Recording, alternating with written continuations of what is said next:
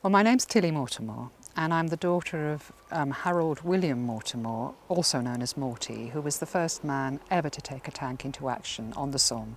One of the reasons he ended up in a tank was because he had actually gone into the Royal Flying Corps, first of all, as a very young man. I mean, he must have been, what, 20, 22, that sort of age.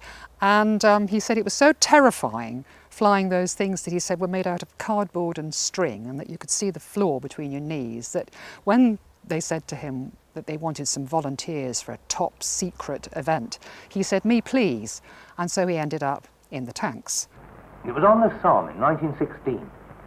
We were up before dawn, seeing to the guns and ammunition, oiling and greasing the suspensions, and generally getting ready for the attack.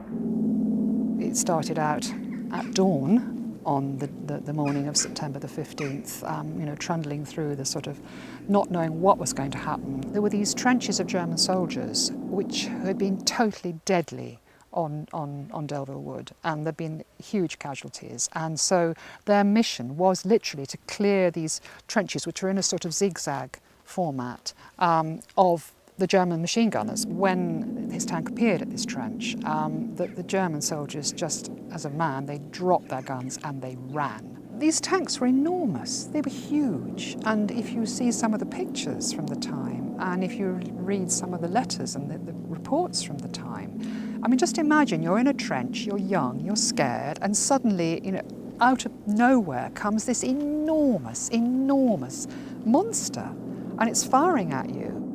He did say to me that he felt it was a great shame that the tanks were used in such a piecemeal sort of way, because what happened was it was a sort of a fairly minor sort of sortie. I mean, it was necessary and it saved lives, but at the same, well, it saved English lives, but it wasn't a big deal.